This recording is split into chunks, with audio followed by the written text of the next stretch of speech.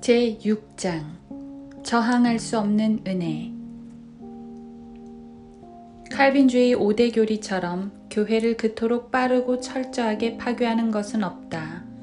이 5대 교리 가운데 네 번째는 저항할 수 없는 은혜라는 교리인데, 이것은 사도행전 13장 48절에 기록된 영원한 생명을 얻기로 정해진 자들은 다 믿더라 는 말씀을 비롯하여 성령께서 사람에게 임하시어 그 사람의 의지를 꺾고 그가 성령께 굴복하든지 복종하든지 혹은 반응하든지 반응하지 않든지와 상관없이 그에게 새로운 출생을 허락하시는 것처럼 보이는 구절들에서 비롯된다. 구원받은 우리들은 성령께서 이 시대에도 사람들에게 역사하신다는 것을 알고 있다. 우리는 성령께서 사람의 죄를 깨닫게 하신다는 것을 알며 거듭나게 하신다는 것도 알고 있다. 그러나 사람이 자의로 행동할 수도 없고 책임질 수도 없는 존재라고 하는 것은 비성경적인 어리석은 주장이며, 진지한 성경학도라면 그의 교육적, 영적 자질과는 상관없이 고려해 보지도 않을 문제이다. 존 칼빈이 이 끔찍한 신조를 증명하기 위해 인용한 성경 구절은 사도행전 13장 48절이다. 이방인들이 이 말을 듣자 기뻐하며 주의 말씀을 찬양하였고 영원한 생명을 얻기로 정해진 자들은 다 믿더라. 그 어리석은 사람들은 이 구절을 읽고서 곧바로 그 교리들을 끌어냈던 것이다. 칼빈은 이 시대의 구원받은 모든 사람들이 세상의 창조 이전에 영생을 얻기로 지정된 자들이었으며, 때가 이르자 믿은 것이라는 이상한 생각을 갖게 되었던 것이다. 그는 영국 트리테리안 성경 공회 사람들과 똑같은 실수를 범했다. 이것은 에베소서 1장 4절과 비교했을 때 더 분명한 것처럼 보였다. 이제 당신은 극단적 칼빈주의자와 이야기할 때 그의 사고가 바로 다음과 같은 순환 논법, 즉 에베소서 2장 1에서 4절, 에베소서 1장 4절, 요한복음 10장 11절, 사도행전 13장 48절, 에베소서 1장 5절, 에베소서 5장, 에베소서 2장, 에베소서 1장, 요한복음 10장, 사도행전 13장의 순환 논법에 따라 움직인다는 사실을 발견하게 될 것이다. 이미 말한 대로 존 칼빈은 그가 활동했던 시대에는 귀하게 빛나는 등불 같은 존재였지만, 하나님의 말씀에 관하여서는 그다지 깊이 있는 학자가 아니었고 특별히 지적인 사람도 아니었다. 그는 어거스틴을 추종한 철학적인 신학자였고 정치적인 행정 관료였다. 또 누군가가 말했듯이 교황을 미화하는 국민의 개신교 교황이었다. 존 칼빈은 그의 논지를 증명할 때 성경을 성경과 비교하지 않았다. 그는 자신의 논지를 증명하기 위해 철학과 신학에 의존했던 것이다. 어떻게 그가 사도행전 13장 48절의 이방인들이 로마서 2장 8에서 10절에 언급된 사람들과 같다는 것을 발견하지 못했는지 이해할 수 없는 일이다. 만약 존 칼빈이 성경을 깊이 연구했다면 그는 참고 선을 행하여 영광과 존귀와 썩지 아니함을 구하는 로마서 2장 7절 이방인들에 대해 알았을 것이다. 로마서 2장 7절을 다시 보면 하나님께서 그들에게 영생을 주시기로 작정하셨다는 것을 알 수 있다. 참고 선을 행하여 영광과 존귀와 썩지 아니함을 구하는 자들에게는 영원한 생명으로 하시고, 로마서 2장 7절. 바울은 이방인들에게 그의 사역을 시작했을 때 이미 영광과 존귀와 썩지 아니함을 구하고 있던 많은 사람들을 상대하고 있었다. 그들은 하나님께서 영생을 주시기로 지정하신 자들이었다. 그리고 그들이 영생을 얻을 수 있는 유일한 길은 믿는 것이었다. 따라서 하나님께서 행위에 따라 영생을 주시기로 작정하신 자들은 그리스도를 믿었고 믿음을 통해 은혜로 구원을 받은 사람들이었다. 이것은 물론 칼빈의 교리와 전적으로 배치되는 것이다. 칼빈이 생각했던 것은 행위란 구원과는 상관없는 것이었고 선택된 자들을 택하시는 것은 그들에게 어떤 행위가 없어도 하나님의 기쁘신 뜻이라는 것이었다. 그러나 자세히 살펴보라. 로마서 2장 7절의 짝은 사도행전 13장 48절이다. 이방인들이 이 말을 듣자 기뻐하며 주의 말씀을 찬양하였고 영원한 생명을 얻기로 정해진 자들은 다 믿더라. 사도행전 13장 48절. 다시 말해 영원한 생명을 얻기로 정해진 자들은 다름 아닌 그들의 양심에 따라 행한 행위에 근거하고 있는 것이다. 이에 대한 정확한 예가 사도행전 10장의 코넬료에게서 발견된다. 사도행전 10장은 칼빈이 도저히 이해할 수 없었던 장이다. 왜냐하면 거기에는 행위를 통해 천국에 가려고 한 사람이 나오기 때문이다. 코넬료는 거듭나지도 않았고 저항할 수 없는 은혜에 의해 무조건적으로 선택되지도 않았다. 코넬료는 로마서 2장이 말씀하시는 것처럼 양심에 따라 영광과 썩지 아니함을 구했으며 그의 기도는 하나님 앞에 상달되어 기억함이 되었다. 사도행전 10장 4절. 하나님을 기쁘시게 하고자 하는 자신의 진지한 소원에 기초하여 코넬료는 그리스도를 받아들일 수 있는 기회를 부여받았으며 또 사도행전 10장 43, 44절에 나타나듯이 그때 처음으로 예수 그리스도를 믿었다. 그런데 칼빈주의자들은 코넬료는 창세 전에 그리스도 안에서 선택되었던 것이다 라고 말한다. 그렇지 않다. 코넬료는 그리스도를 받아들이기 전까지는 그리스도 안에 있지 않았기 때문이다. 당신은 칼빈의 교리에서 선택된 자들로 불리는 사람들이 그리스도를 받아들이기 전, 즉 그리스도 안에 있기 전에 어떤 상태에 있었는지 아는가? 당신은 에베소서의 나머지 부분을 읽어보았는가? 에베소서 2장 12절을 읽어본 적이 있는가? 그때 너희는 그리스도로부터 분리되어 있었고 이스라엘 나라에 속하지 않는 타국인이요 약속의 언약들로부터는 생소한 사람이었으며 소망도 없고 세상에서 하나님도 없었느니라. 에베소서 2장 12절. 이 구절에 따르면 사도행전 10장의 구원받지 못한 이방인 코넬료는 선택된 자도 아니었고 그리스도 안에 있지도 않았다. 그는 죽은 상태였다. 허물과 죄들 가운데서 죽어 있었다. 세상에서 소망도 없었고 하나님도 없이 홀로 있는 자였으며 하나님께서도 그를 알지 못하셨다. 이제는 너희가 하나님을 알았고 오히려 하나님께 알려졌는데 갈라디아서 4장 9절. 예수 그리스도를 받아들이기까지 당신은 백지나 다름없는 것이다. 저항할 수 없는 은혜란 하나님께서 죄인을 압도하셔서 그의 의지를 꺾고 그를 구원하신다는 단순한 가르침이다. 그러나 사도행전 7장을 읽어보았다면 그것이 말도 안 되는 가르침이라는 것을 알 것이다. 스데반은 너희도 늘 성령을 거역하는도다 라고 말했기 때문이다.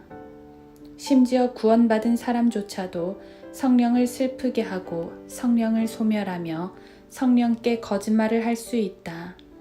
구원받은 그리스도인도 자기 안에 거하시는 성령을 거부할 수 있는데 구원받지 못한 사람이야 얼마나 더 하나님의 영을 거부하겠는가.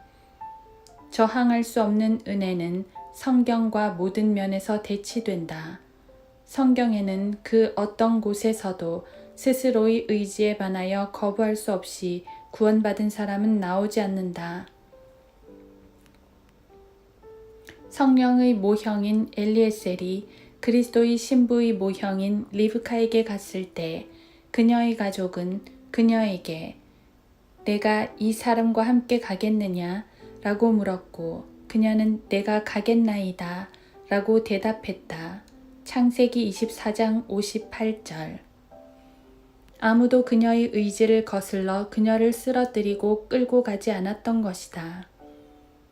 마태복음 23장 37절에서 예수 그리스도께서는 오 예루살렘아 예루살렘아 선지자들을 죽이며 너에게 보낸 사람들을 돌로 치는 자야. 마치 암탉이 자기 병아리들을 날개 아래 함께 모으듯이 내가 얼마나 자주 너희 자녀들을 모으려고 하였더냐. 그러나 너희가 원치 아니하였도다 라고 말씀하셨다. 이것은 너무나도 명확한 말씀이다. 그들이 원치 않은 것이다. 그들이 스스로 거부한 것이다. 그러고 나서 예루살렘에 무슨 일이 생겼는지 아는가? 사도들의 기적, 기사, 징조와 표적들이 예루살렘에서 끊어졌고 사도행전 7장 이후로는 어떤 기적도 일어나지 않았으며 사도행전 11장에서는 기근에 시달려 굶어 죽어갔고 구제를 받아야 할 형편에 이르렀다. 예루살렘은 AD 70년에 철저히 황폐화되었다. 500여 명이 성읍 밖에서 십자가에 처형되었다. 혹자는 말한다. 하나님의 주권적인 은혜, 하나님의 주권적인 뜻, 하나님의 주권적인. 그러나 그 모든 것이 허튼 소리이다. 그리스도께서는 내가 얼마나 자주 너희 자녀들을 모으려고 하였더냐. 그러나 너희가 원치 아니하였도다 라고 말씀하셨다. 마태복음 23장 37절에 나오는 하나님의 주권적인 뜻은 예루살렘이 그리스도를 거부하는 것이 아니었다. 그것은 예루살렘이 그리스도를 받아들이는 것이었다. 그런데 그들은 하나님의 주권적인 뜻을 뒤엎어버렸다. 어떻게 그럴 수 있는가? 그러나 주님께서는 내가 얼마나 자주 모으려고 하였더냐 라고 말씀하셨다. 형제여, 이것이 우리 주 예수께서 하신 말씀이다. 그러니 당신의 불경스럽고 경박한 입을 조심하도록 하라. 내가 얼마나 자주, 그러나 너희가 원치 아니하였도다 라고 말씀하시는 분은 주 예수 그리스도시다. 당신은 주님께서 거짓말을 하시고 있다고 생각하는가? 따라서 우리가 칼빈의 저서에서 하나님의 주권적인 뜻과 주권적인 은혜에 대해 이야기할 때에 대부분의 경우 쓰레기에 대해 이야기하는 것과 다름없음을 알아야 한다. 주님께서는 그들을 구원하기 원하셨지만 그들은 구원받기를 원치 않았던 것이다. 그것은 주님께서 친히 하신 말씀이었다. 당신의 생각이나 당신이 이해하지도 못하는 어떤 것을 설명하기 위해서 고린도전서 1장과 요한복음 10장을 날조해서 만들어낸 근거 없는 가르침으로 성경을 왜곡하려 들지 말라. 구약시대의 사람들은 저항할 수 없는 은혜에 의해 새롭게 되지 않았다. 그런데 어떻게 그들이 구원받을 수 있었는가? 혹자는 성령께서 사람에게 임하여 그를 주장하고 그를 살려내셨다 라고 말한다. 그러나 성령께서는 노아에게 임하지 않으셨다. 히스기야나 아사에게도 임하지 않으셨다. 노아나 모세, 다윗, 이삭, 야곱에 임한 저항할 수 없는 은혜라는 것은 없었다. 그들은 그리스도 안에 있지도 않았고 그리스도 안에서 선택되지도 않았으며 새롭게 되지도 않았고 영적으로 할례를 받지도 않았으며 그리스도의 형상과 일치될 예정도 아니었고 양자가 된 것도 아니었다. 그들은 허물과 죄들 가운데서 죽어있던 상태에서 그들 자신의 자유의지에 따른 행위에 의해 구원받은 것이다. 당신은 다윗이 그의 평생 허물과 죄들 가운데 죽어 있었음에도 불구하고 전능하신 하나님께서 그의 죄악에 대해 책임을 물으셨던 것을 알고 있는가? 하나님께서는 그들이 거듭나지도 않았고 생애 가운데 단 하루도 새로운 탄생을 경험하지 못했음에도 불구하고 사울과 아비멜렉, 아사, 히스기야, 므낫세, 여로보암, 르호보암, 아합, 이세벨, 엘리야, 엘리사에게 죄에 대한 책임을 물으셨다. 당신은 칼빈이 심오한 성경학자가 아니었음을 기억해야 한다. 그는 성경에 관한 한 이단자였다. 그가 모든 교황들처럼 원칙을 믿었던 것은 사실이다. 그가 침례교도처럼 구원의 영원한 보장을 믿었던 것도 사실이다. 그러나 칼빈주의 5대 교리는 무가치한 공론에 불과하며 비성경적인 이단적 가르침일 뿐이다. 저항할 수 없는 은혜라는 것은 하나님의 말씀에 나와 있지 않은 가르침이다. 사람이 자신의 마음으로 그리스도를 받아들일 수 있도록 하는 것이 하나님의 은혜인 것이다. 우리는 바로 그런 은혜를 인정한다. 그러나 또한 하나님의 은혜는 사람이 수년 동안 고쳐지지 않은 채로 마귀처럼 살아가는 것을 허용한다. 우리가 누구나 경험하는 은혜에 관해 이야기할 때는 마귀가 6,000년 이상이나 은혜를 받아왔지만 그는 선택된 자가 아니었고 게다가 자신이 받은 은혜조차도 거부한 자라는 것을 염두에 둘 수 있어야 한다. 따라서 저항할 수 없는 은혜라는 것은 없다. 저항할 수 없는 은혜라는 용어는 비성경적인 용어이며 주권적인 은혜라는 말도 거짓말이다. 주권적인 은혜라는 용어는 하나님께서 다른 사람들에게는 주시지 않는 은혜를 어떤 사람들에게는 주신다는 사실을 암시하기 위해 이미 죽은 정통주의 철학자들이 사용했던 상투적인 용어일 뿐이다. 이것은 때때로 보편적인 은혜와 대비되는 특별한 은혜로 불리기도 한다. 이 저항할 수 없는 은혜에 관하여 바울은 무엇이라고 말했는가? 바울은 고린도전서 9장 22절에서 내가 모든 사람에게 모든 것이 된 것은 어떻게 해서든지 몇 사람을 구원하고자 함이라 고 말했다. 당신이 성령님에 대해 믿는 바가 어떠하든지 저항할 수 없는 은혜라는 가르침은 성령께서 죄인들에게 그들의 죄를 깨닫게 하시고 그들을 구원시키시는 유일한 인격이심을 믿는 사람에게는 아주 이상하게 들리는 이단 교리라는 것을 인정해야 한다. 칼빈이 말한 바가 사실이라면 바울은 하나님께로부터 영광을 취한 것이고 주님께서는 그 자리에서 바울을 끊어버리셔야 했다.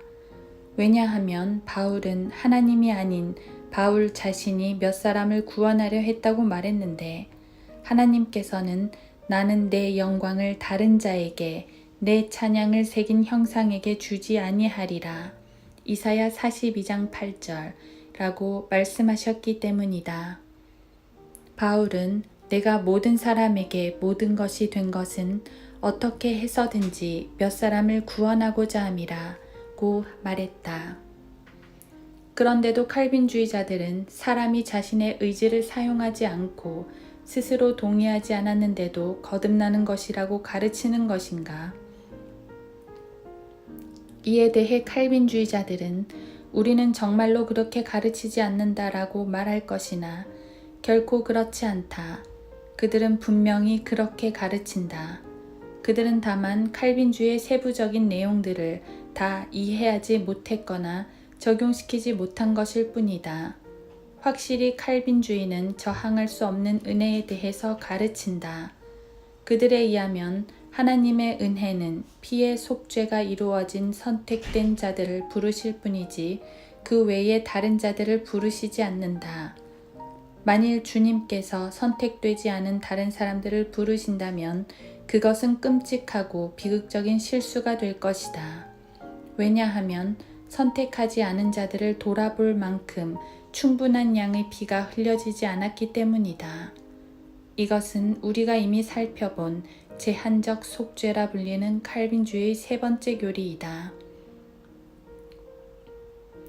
그뿐만 아니라 바울은 자신이 복음을 통해 사람들을 낳았다고 주장했다. 바울은 고린도전서 4장 15절에서 이는 너희가 그리스도 안에서 1만 명의 스승을 가졌을지라도 아비들은 많지 아니하니 그리스도 예수 안에서 복음을 통하여 내가 너희를 낳았음이라 고 말했기 때문이다. 하나님이나 성령을 통해서가 아니라 복음을 통해서였다. 모든 일은 하나님께서 하시는 것이고 주권적인 은혜로 되는 것임을 믿는 자에게는 바울이 이렇게 믿었다는 것이 이상하지 않겠는가? 야고보서 5장 20절의 그 죄인을 자신의 잘못된 길에서 돌아서게 하는 그 사람은 한 사람의 혼을 사망에서 구원하게 될 것이며 수많은 죄들을 덮게 되리라는 것을 그로 하여금 알게 하라는 말씀은 어떠한가. 칼빈주의자들은 그러니까 그 말씀은 말이죠 라고 말할 것이다. 즉 그들은 성경을 정면으로 대하지 못하는 것이다.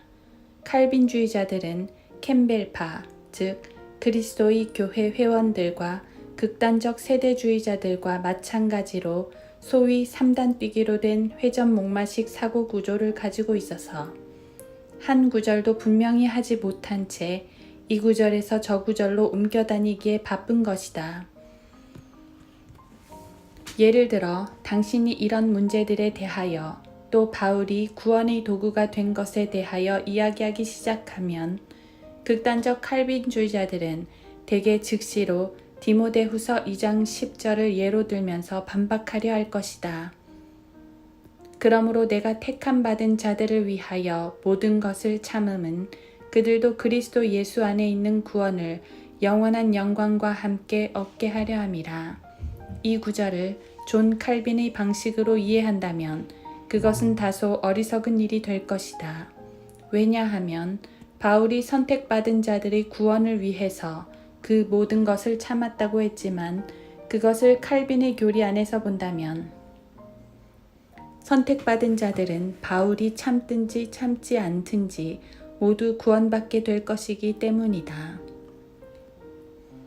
누군가가 아무런 목적도 없이 결국 아무런 차이가 없는데도 불구하고 그토록 심한 고통을 겪는다는 것이 참으로 어리석다고 생각되지 않는가? 칼빈주의자들은 성경 구절을 대하고 읽는 데 있어서 다 같이 그런 순한 논법을 가지고 있는 것이다. 그들은 진리의 핵심을 지적하여 그것을 다룰 줄 모르는 것이다. 성경은 위의 디모데후서 2장 10절 이후에 다음과 같은 경고도 말씀하고 있다. 우리가 참으면 우리도 그와 함께 다스릴 것이요. 우리가 그를 부인하면 그도 우리를 부인할 것이라. 우리가 믿지 아니하여도 그는 항상 신실하시니 그는 스스로를 부인하실 수 없음이라. 사람들에게 이런 일들을 일깨워 주어 말씀들에 관해 다투지 말라고 주 앞에서 당부하라. 이는 아무런 유익함도 없고 오히려 듣는 자들을 파멸시킴이니라. 내가 진리의 말씀을 올바로 나누어 자신이 하나님 앞에 부끄럽지 않은 일꾼으로 인정받도록 공부하라. 디모데후서 2장 12에서 15절. 다시 말해 택함 받은 자들은 구원뿐 아니라 영원한 영광도 얻게 된다고 말씀하고 있는 것이다. 한편 개혁 장로교와 강경파에 속하는 침례교도들의 무천년설을 주장하는 자들에 대한 경고도 나와 있다. 17절과 18절을 읽어보라. 그들의 말은 종창처럼 퍼져나갈 것이며 그들 가운데는 후메네오와 필레토가 있느니라. 그들은 진리에 관해서는 정도를 벗어나서 부활이 이미 이루어졌다고 말하여 어떤 사람들이 믿음을 뒤엎고 있느니라. 디모데후서 2장 17, 18절. 이 두 구절을 보면 두 사람이 마귀에게 내어준 바 되었는데 이는 그들이 영적인 부활만이 있으므로 첫 번째 부활은 이미 지나갔다고 가르쳤기 때문이다. 그것이 바로 존 칼빈이 믿은 내용이었다. 왜냐하면 칼빈은 전천년주의자가 아니었기 때문이다. 그는 그레샴 메이첸과 벤자민 와필드, 찰스 스펄전, 조나단 에드워드와 마찬가지로 무천년주의자였다. 당신은 부활이 영적인 것이기 때문에 첫 번째 부활이 지나갔다고 가르친 후메네오와 필레토가 어떻게 되었는지 아는가? 그들 가운데 적어도 한 명은 육신을 멸하기 위해 사탄에게 내어준 바 되었다. 당신은 그것을 어떻게 합니까? 라고 물을 것이다. 우리는 디모데전서 1장 20절에서 후메네오에 대한 기록을 발견할 수 있다. 그들 가운데 후메네오와 알렉산더가 있는데 내가 그들을 사탄에게 내어준 것은 그들로 하나님을 모독하지 못하도록 배우게 하려는 것이라. 디모데전서 1장 20절. 이미 말했듯이 칼빈은 하나님의 말씀을 신중하게 연구하지 않았던 것이다. 저항할 수 없는 은혜와 무조건적인 선택의 고전적인 구절은 로마서 9장에 있다. 따라서 우리는 이 장을 간략하게 잠시 살펴보고자 하는데, 여기서 잠시라고 한 것은 하나님의 말씀을 알고 있는 사람이라면 누구나 부르심과 택하심이란 것이 그 사람이 예수 그리스도를 받아들일 때까지는 일어나지 않는다는 것을 알고 있기 때문이다. 샘 존스는 사람은 이프보하기 전에는 선출될 수 없고 선출되기 전에는 지명되어야 한다 라고 말했는데, 이 말은 다소 투박하기는 하나 칼빈이 결코 이해하지 못했던 위대한 진리를 담고 있다. 당신이 샘 존스와 마찬가지로 위대한 진리를 지나치게 단순화시켜 말한다면 칼빈주의자들은 모두 소리를 지르며 아우성을 치겠지만, 그들 자신의 말도 그 자체가 극도로 지나치게 단순화된 것임을 알아야 한다. 말하자면 이것은 성경의 진리를 오대교리로 끌어내린 그들의 발상을 의미하는 것이다. 그들은 성경의 광대한 진리를 오대교리로 지나치게 단순화해버린 어리석음을 범했다. 로마서 9장 9에서 13절에는 약속의 말씀은 이것이니 이때쯤에 내가 오리니 사라에게 아들이 있으리라 하신 것이라. 이것은 창세기에 그대로 이루어졌다. 그뿐 아니라 리브카도 한 사람 곧 우리 조상 이삭에 의하여 잉태하였는데, 이것도 창세기 15장 이후에 때가 되어 이루어졌다. 아직 자식들이 나지도 아니하였고, 이것은 창세기 1장 이전이 아니라 그녀가 잉태하고 난 이후의 일이다. 또한 무슨 선이나 악을 행하지도 아니하였을 때에 택하심을 따른 하나님의 목적이 행함에 의해서가 아니라 부르시는 그분에 의해서 있게 하시려고 라고 기록되어 있다. 즉 예언은 하나님이 미리 아심에 의해 미리 이루어졌고, 하나님께서는 그 소년들이 무슨 일을 할 것인지 아셨으며 그 중 한 명을 택하셨다는 것을 분명히 보여주고 있는 것이다. 선택이 어떻게 미리 아심에 근거하고 있는지 주목해보자. 성경은 그녀에게 말씀하시기를 형이 아우를 섬기리라 고 하셨으니 이것은 미리 아심에 근거한 예언이다. 기록된 바 내가 야곱은 사랑하였고 에서는 미워하였노라 함과 같으니라. 로마서 9장 12, 13절 고 말씀한다. 하나님께서는 그들이 태어나기도 전에 야곱은 사랑하고 에서는 미워하신 것일까? 그렇지 않다. 우리는 아브라함과 이삭, 야곱과 모세가 죽은 후 아주 오랜 시간이 지난 후에야 하나님께서 야곱은 사랑하시고 에서는 미워하셨다는 말씀을 보게 된다. 왜 주님은 야곱을 사랑하셨는가? 그 이유는 그가 영적인 것들에 관심을 가지고 있었기 때문이다. 왜 주님은 에서를 미워하셨는가? 그 이유는 그가 영적인 장자권을 팔아버렸기 때문이다. 주님께서는 그들이 이런 일을 행하리라는 것을 알고 계셨는가? 물론 알고 계셨다. 그것을 아신 주님께서 무엇을 하셨는가? 리브카에게 형이 아우를 섬기리라고 예언을 하신 것이다. 이것은 미리 아심에 근거한 분명한 선택의 예이며 하나님의 기쁘신 뜻 에베소서 1장 5절과는 관계가 없는 것이다.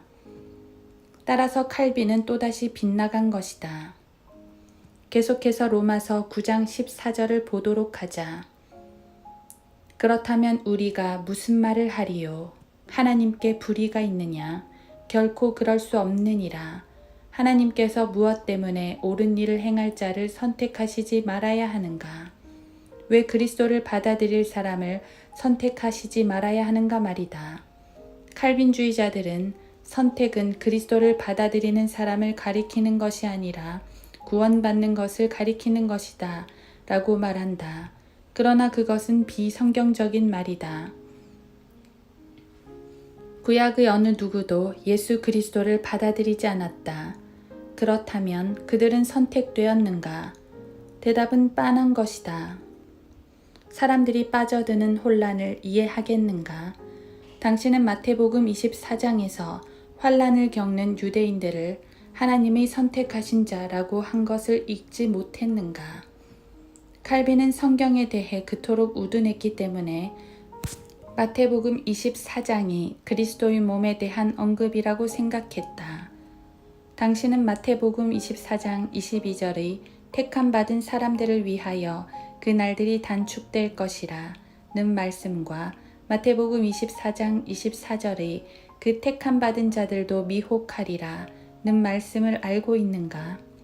칼빈주의자들은 너무도 오랫동안 존 칼빈의 철학적, 신학적 체계로 사람들을 속여왔는데 그들은 이 구절들을 인용하여 그리스도인들이 환란을 통과한다고 가르치고 있다. 이처럼 어리석고 비성경적인 사람들은 택함 받은 사람들이라는 단어를 볼 때마다 그것이 그리스도의 몸을 가리켜야 한다고 생각하는 것이다. 성경에 비추어 보면 그것이 좀 이상하지 않은가? 당신은 택함 받은 사람들이라는 단어에 대해 곰곰이 생각해 본 적이 있는가? 어떻게 그것이 그리스도 안에 있지도 않고 결코 있을 수도 없는 사람들을 지칭할 수 있단 말인가? 구약의 이스라엘 백성들에 대해 기록된 말씀인 로마서 11장 5절의 그러므로 이와 같이 지금도 은혜의 선택하심을 따라 남은 자가 있느니라 는 말씀과 로마서 11장 7절의 그러면 무엇이냐? 이스라엘이 구하는 그것을 얻지 못하였고 그리스도의 때까지 구원받지 못한 구약의 이스라엘에 대한 내용이다. 오히려 선택된 자들이 그것을 얻었으며 그 나머지는 완고해졌느니라 는 말씀도 동일한 것을 말해준다. 선택된 자들이라는 용어는 성경에서 처음에는 구약 성도들을 지칭하는 데 쓰였다. 절대로 그리스도의 몸을 지칭하는 것이 아닌 것이다. 야고보서도 그리스도의 몸 안에 속해 있지 않았다. 그들 가운데 누구도 그리스도 안에 있지 않았고 영적인 할례도 받지 않았으며 새롭게 되지도 않았다. 칼빈은 하나님의 말씀을 연구하는 데 있어서 다소 혼동하고 있었다. 이제 우리는 존 칼빈에 대해 이렇게 말할 수 있을 것이다. 그는 위대한 행정관료였고 위대한 정치 신학자였으며 위대한 철학적 주석가였다. 그러나 하나님의 말씀을 믿는 것과 하나님의 말씀에 충실한 것에 관해 이야기하자면 우리는 그가 그 시대에 20% 정도만 옳았다고 말할 수 있다. 우리가 그 시대에 있었다면 20% 정도만 그를 따를 수 있을 것이다. 조나단 에드워드나 찰스 스펄전과 같은 훌륭한 사람들이 칼빈주의에 관한 설교를 할 때 전체 설교의 20% 정도에 한정시킨 것은 무척 감사한 일이다. 만일 그들이 그 이상을 넘었더라면 그들은 중대한 실수를 범했을 것이고 주님께서는 그들을 사용하지 않으셨을 것이며 그들은 극단적 칼빈주의자가 되었을지도 모른다. 로마서 9장 15, 16절을 보면 하나님께서 모세에게 말씀하시기를 내가 자비를 베풀 자에게 자비를 베풀고 내가 가엾게 여길 자를 가엾게 여기리라 하셨으니 그러므로 원하는 자에 의해서도 아니요 달라는 자에 의해서도 아니며 오직 자비를 베푸시는 하나님에 의해서니라 고 기록되어 있다. 이것은 아마도 전체 칼빈주의 교리에 있어 가장 큰 장애물일 것이다. 존 칼빈은 이 구절을 읽을 때 성경 연구의 경솔함과 자신의 신학적, 철학적 연구에 오염된 나머지 다음과 같이 읽었다. 하나님께서 모세에게 말씀하시기를 내가 구원할 자를 구원하고 새롭게 할 자를 새롭게 하리라 하셨으니 그러므로 예수 그리스도를 받아들이고자 하는 자에 의해서도 아니요 오직 저항할 수 없는 자에 의해서도 아니요 원하거나 달라는 자에 의해서도 아니요 오직 저항할 수 없는 은혜로 구원하시는 하나님에 의해서니라. 물론 이 구절은 저항할 수 없는 은혜와는 아무런 관계도 없다. 이 구절을 벌콥이나 메이첸, 와필드 또는 성경을 거부하는 근본주의자들이 본 것보다 훨씬 주의 깊게 살펴본다면 우선 그 언급이 모세를 가리키고 있음을 알게 될 것이다. 모세는 그리스도의 몸에 속해 있지도 않았고 새롭게 되지도 않았으며 그리스도의 형상과 일치하기로 예정되지도 않았고 그리스도 안에서 택함을 받지도 않았던 것이다. 그 다음에 우리는 로마서 9장 17절에서 파라오에 대한 언급을 발견하게 되는데 거기서 주님은 구약의 출애굽기 때 이집트 왕 파라오에게 내리신 심판에 대해 말씀하고 계신다. 성경이 파라오에게 말하기를 이 목적을 위하여 내가 너를 세웠으니 이는 내가 너에게 나의 능력을 보이고 또 내 이름이 온 땅에 선포되게 하려 함이라 하셨으니 로마서 9장 17절. 그런데 이것을 신약의 죄인이 예수 그리스도를 받아들이는 것에 대한 예로 사용한다는 것은 참으로 이상하지 않은가? 당신은 구원의 교리와 사람이 어떻게 구원받는가를 이야기하면서 그 주된 예로 모세가 파라오를 상대했던 사건을 들고 나오는 것에 대해 어떻게 생각하는가? 모세가 파라오를 상대했을 때는 창세기, 사무엘 상하, 잠언, 시편 등이 아직 기록되지 않은 때였고 그리스도께서 오셔서 죽으시기 전이었으며 그분께서 장사되어 부활하시기 훨씬 전이었고 또 신약 성경이 기록되지도 않았던 때였다는 점에 비추어 볼 때 그것은 좀 놀랍지 않은가? 칼빈주의 체계를 위한 기초 본문으로서 증거 본문을 삼을 때 출애굽기에서 모세가 파라오를 상대한 이야기를 예로 드는 것이 실로 부자연스럽지 않느냐는 말이다. 하지만 이것이 존 칼빈이 출발한 지점이었다. 사실상 로마서 9장 16절과 9장 21절에서 23절은 전체 칼빈주의 체계의 초석과 같은 역할을 하고 있다. 이미 말한 바와 같이 우리는 아더 핑크, 벌콥, 댐니, 카이퍼, 그리고 질 등과 같은 성경 해석가나 퓨리탄 프레스, 필그림 프레스 보다도 훨씬 더 주의를 기울여 성경을 읽고 있다. 로마서 9장 15절을 보라. 하나님께서 모세에게 말씀하시기를 내가 자비를 베풀 자에게 자비를 베풀고 내가 가엾게 여길 자를 가엾게 여기리라 하셨으니 이 말씀은 칼빈으로 하여금 아무 것과도 관계없는 임의적인 자유의지라고 생각하게 했는데 우리는 이것이 이미 비성경적임을 확인했다. 베드로전서 1장 2절과 로마서 8장 29절에서 예정과 선택은 둘 다 미리 하심에 조건 지어져 있으며 그것은 바로 이 구절에서도 마찬가지이다. 이제 로마서 9장 16절을 보도록 하자. 그러므로 원하는 자에 의해서도 아니요 무엇을 원한다는 것인가? 이것은 성경을 거부하는 근본주의자들이 그들이 배운 신학과 철학에 성경을 맞추고자 했을 때 빠져드는 함정이다. 파라오가 자유의지를 가지지 않았다고 말하는 부분은 그 어디에도 없다. 이것은 누군가가 예수 그리스도를 받아들이고자 원하는 것에 대해서 말하는 것도 아니다. 이 구절에는 하나님께서 죄인의 구원을 원하시는 것에 대한 말씀이 전혀 들어있지 않다. 튤립에 관해 기록된 수많은 소책자들은 이 구절을 뽑아서 빌립보서와 연관시키고 그렇게 함으로써 사람이 스스로 바랄 수 없기 때문에 하나님께서 죄인의 구원을 원하신다는 철저히 비성경적인 논리를 세운 이단자들에 의해 발간된 것들이다. 이런 말도 안 되는 주장을 증명하기 위해 인용된 구절이 무엇인지 아는가?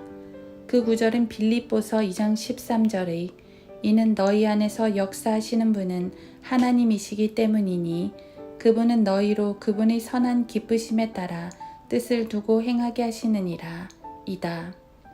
타락하고 성경을 거부하는 근본주의자와 보수주의자와 칼빈주의자들은 로마서 9장 16절과 빌립보서 2장 13절을 나란히 놓음으로써 사람이 스스로 원하지 못하기 때문에 하나님께서 구원받지 못한 사람들을 위해 그들 속에서 대신 원해 주시고 일하신다고 말해왔던 것이다. 이 놀랄만한 성경 왜곡은 성경을 사적인 해석에 맞추기 위해 잘라내고 조작함으로써 이루어진 것이다. 빌립보서 2장 13절에 이는 너희 안에서 역사하시는 분은 하나님이시기 때문이니 라고 기록되어 있는데 여기서 너희란 누구를 말하는 것인가? 예수 그리스도를 받아들일 수 없는 구원받지 못한 사람을 말하는 것인가? 12절과 13절을 보라. 그러므로 나의 사랑하는 자들아 너희가 항상 복종했던 것처럼 내가 있을 때뿐만 아니라 내가 없는 지금도 더욱더 두려움과 떨림으로 너희 구원을 온전히 이루라. 이는 너희 안에서 역사하시는 분은 하나님이시기 때문이니 그분은 너희로 그분의 선한 기쁘심에 따라 뜻을 두고 행하게 하시느니라. 말하자면 너희는 구원받은 사랑하는 자들을 말하는 것이다. 칼빈주의자들은 사람이 새롭게 된 후에도 여전히 자유의지를 갖지 못한다고 말하는데 이것이 그들이 빠져드는 무서운 함정이다. 조나단 에드워즈와 메이첸, 와필드, 벌콥, 댐니, 카이퍼, 쉘톤, 버나드, 질핀, 그리고 로스 등은 이 구절을 성경적으로 충분히 다루지 않은 채 인간에게 자유의지가 없다고 앵무새처럼 되풀이해서 말할 뿐이다. 빌립보서 2장 12, 13절은 적어도 30분 정도 설명되어야 하는 내용임에도 이 구절에 관해 당신과 10분 이상 이야기할 수 있는 칼빈주의자는 아무도 없다. 우리가 말하고자 하는 것은 도대체 하나님께서 항상 그분의 뜻을 당신의 삶 속에 가지고 계신다고 생각할 만큼 멍청한 사람이 있겠느냐는 것이다. 하나님의 기쁘심에 따라 뜻을 두고 행하도록 역사하시는 분이 정말 하나님이신가? 그렇다면 당신이 새롭게 된 후에도 하나님의 기쁘신 뜻과는 반대되는 일들이 당신의 삶에 왜 그렇게 많이 일어났는가? 당신은 글쎄요, 그건 이라고 말하기 시작할 것이다. 당신의 그 말이 옳을지도 모른다. 그러나 적어도 이 구절과는 상관이 없다. 이 구절은 하나님께서 구원받지 않은 사람 속에서 그가 스스로 그리스도를 원하거나 받아들일 수 없기 때문에 그를 위해 대신 간구해 주신다는 것을 증명하기 위해 사용되었지만 사실 이 구절은 그리스도인의 삶에서 하나님께서 일하시는 것과 관계 있는 것이다. 그리고 이 구절은 어떤 그리스도인에게 적용시킨다 해도 오류 없는 교리적 진술이 될 수는 없다. 이는 우리가 항상 하나님의 뜻을 가지고 있는 것은 아니며 언제나 하나님께서 믿는 성도의 삶 가운데서 그분의 기쁘신 뜻을 이루시는 것은 아니기 때문이다. 궁극적으로 칼빈주의 교리는 믿는 자의 삶 속에 있는 죄를 정당화시키기 위해 고안된 것이다. 특히 하나님께서 하라고 시키신 일을 하지 않는 게으른 자나 그 일을 하기는 했지만 눈에 보이는 결과가 없으므로 뭔가 잘못이 있을 것이라 생각하고 결과가 없는 것을 정당화시키려는 그런 사람을 위한 체계인 것이다. 모두 알고 있는 바와 같이 특별 침례교도는 이런 부류의 사람들로 구성되어 있다. 극단적 칼빈주의자들 중에는 자신들을 전천년주의자이며 칼빈주의자라고 공언은 하지만 부분적으로만 칼빈에게 동조하는 사람들도 있다. 여하튼 존 칼빈은 유아 세례를 지지했다. 유아 세례나 화형을 찬성하지 않고 전천년주의자면서도 칼빈주의자임을 이야기하는 주권적 은혜 침례교도들은 얼마나 우스운 사람들인가. 이들이 스스로를 칼빈주의자라고 생각하는 것은 5대 교리가 비성경적인 교리임에도 불구하고 그 5대 교리를 모두 지나치게 강조하기 때문이다. 다시 로마서 9장 16절로 돌아가 보자. 그러므로 원하는 자에 의해서도 아니요. 무엇을 원한다는 것인가? 칼빈은 결코 그 무엇도 발견하지 못했다. 그는 거짓말을 증명하기 위한 증거 구절을 찾아야 했지만 문맥을 찾아내지는 못한 것이다. 혹시 당신은 그것을 발견했는가? 당신은 이들이 축자 영감에 대해 쓴 글들을 검토해 본 적이 있는가? 그들은 그들이 선택한 본문 바로 앞에 있는 구절도 인용할 줄 모른다. 그들은 디모데후서 3장 16절을 인용할 때 디모데후서 3장 15절을 인용하는 법이 결코 없다. 그 이유를 아는가? 그것은 축자 영감에 관하여 글을 쓰기 시작한 사람들은 모두 킹제임스 성경이 결코 영감을 받지 않았다는 것을 증명하기 위해 디모데후서 3장 16절을 인용했기 때문이다. 따라서 그는 바로 앞에 있는 구절을 발견할 수 없었던 것이다. 만일 칼빈에게 안경이 있었다면 그는 로마서 9장 15절을 분명히 읽었을 것이다. 하나님께서 모세에게 말씀하시기를 내가 자비를 베풀 자에게 자비를 베풀고 내가 가엾게 여길 자를 가엾게 여기리라 하셨으니 로마서 9장 15절. 그리고 그러므로 원하는 자에 의해서도 아니요 라고 기록된 16절은 문맥상 구원받지 않은 죄인이 자유의지의 행위로서 예수 그리스도를 받아들이는 것과는 아무런 관계가 없다. 로마서 9장 16절을 다시 보도록 하자. 그러므로 원하는 자에 의해서도 아니요 무엇을 원하는 자라는 것인가. 또 15절을 보자. 하나님께서 모세에게 말씀하시기를 내가 자비를 베풀 자에게 자비를 베풀고 내가 가엾게 여길 자를 가엾게 여기리라 하셨으니 사람은 의지의 행위에 의하여 하나님께서 긍휼히 여기시도록 만들 수도 없고 불쌍히 여기시도록 할 수도 없다. 만일 당신이 하나님께로부터 긍휼과 불쌍히 여김을 받기 원한다면 당신은 당신의 방법이 아닌 하나님의 방법을 따라야 할 것이다. 이 구절의 뜻이 그보다 더 명확해질 수 있겠는가? 당신은 어떻게 구원받을지 결정할 수 없다. 좋아, 난 결정했어. 나는 의지의 행위로서 하나님께서 나를 긍휼히 여기시고 불쌍히 여기셔야 한다고 결정했어. 라고 다짐한다 해도 결코 그렇게 될 수 없다. 그것은 오직 하나님께로부터 말미암는 것이다.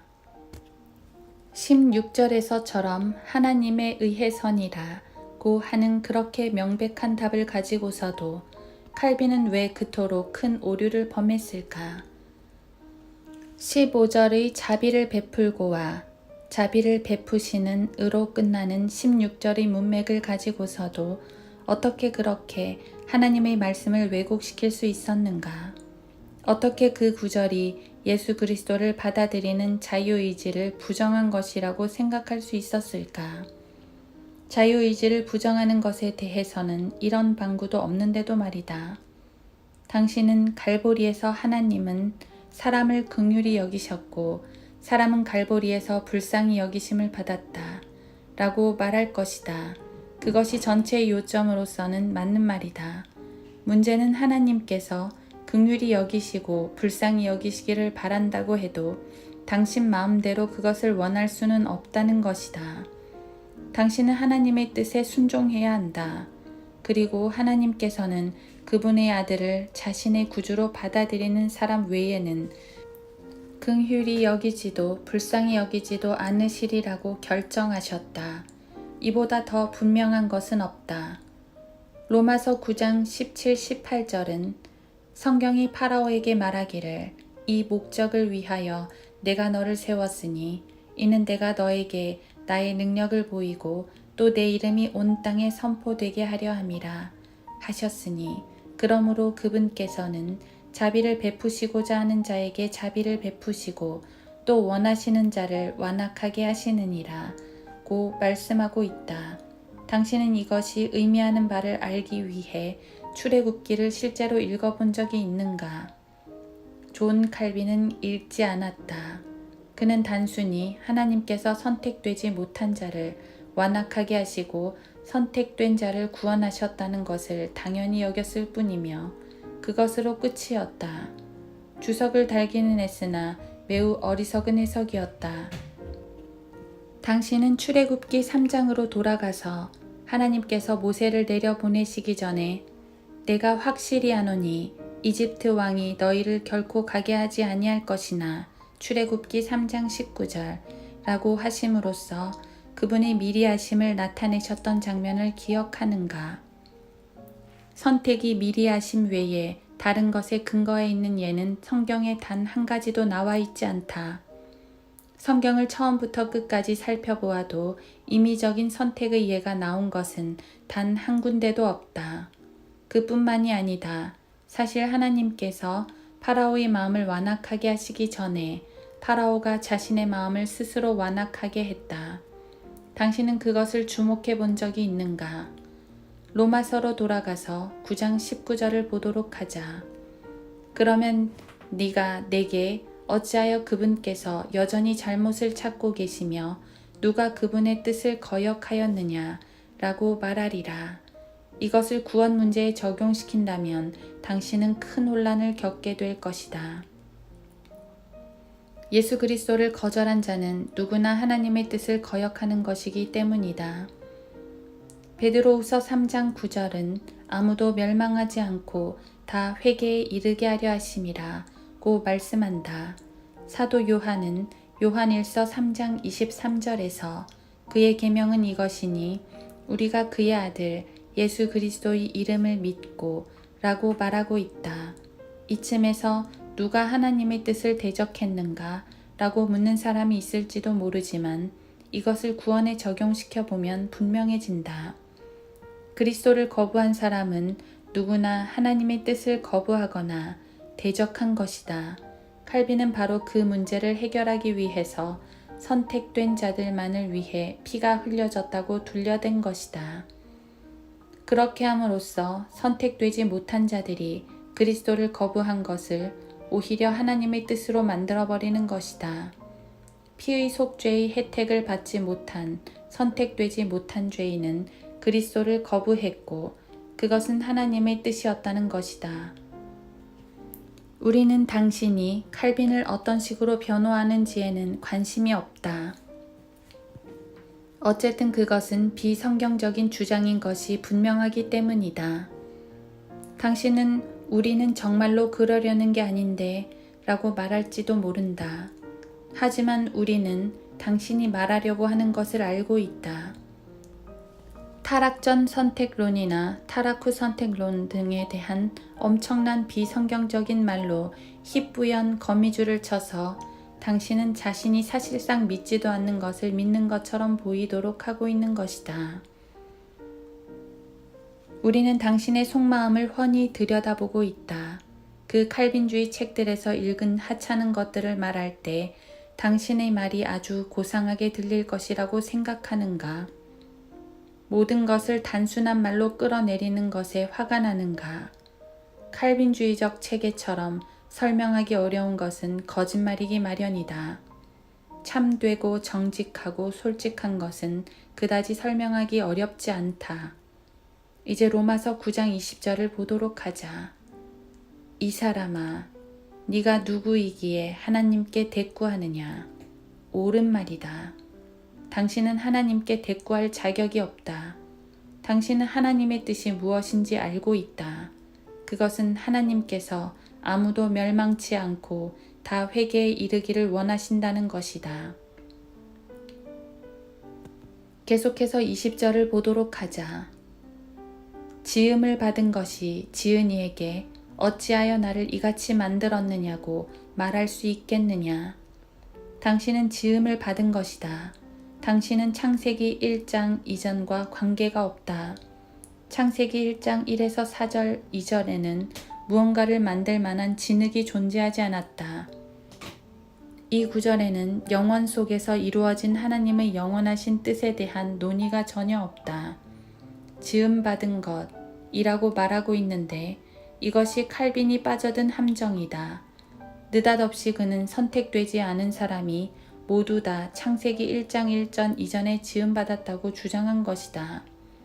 그리고 미리 하심이 예정을 의미한다는 빈약한 근거 위에 탄생과 생명과 관계없는 모든 것을 창세기 1장 1절 이전의 영원한 것으로 만들었다.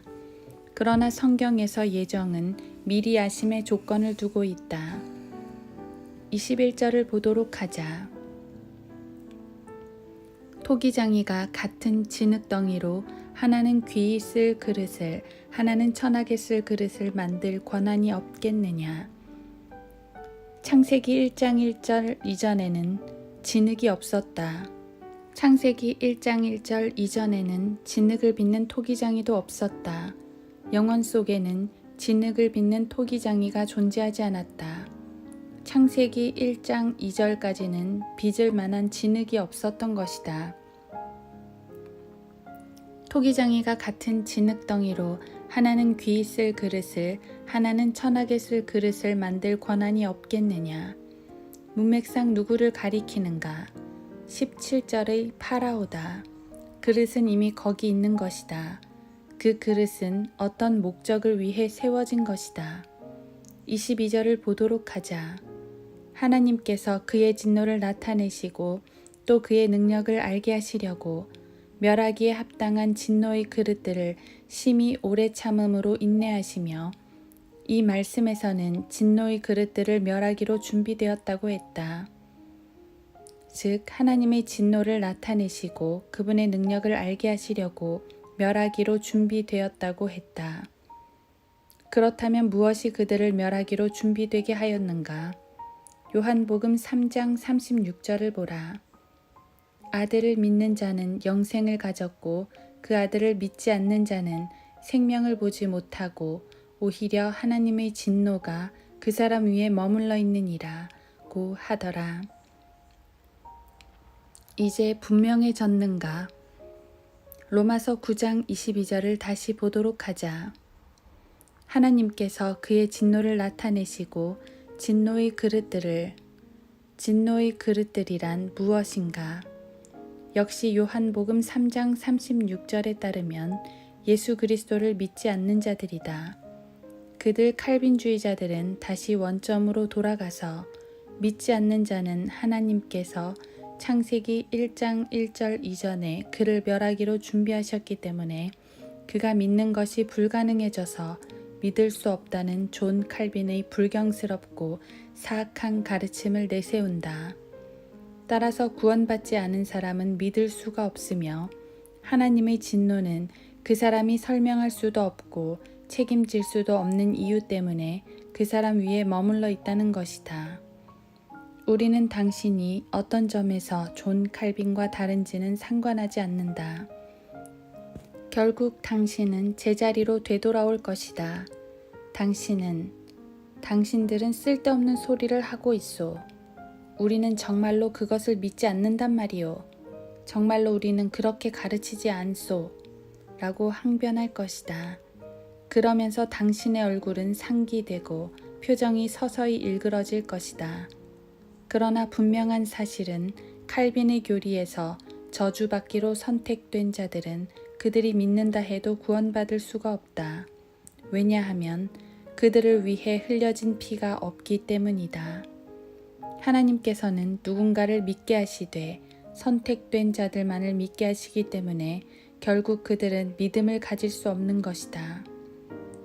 지금까지 우리는 튤립의 처음 4가지 교리를 모두 살펴보았다. 그 4가지 교리 모두가 비성경적임이 성경을 통해서 밝혀졌다.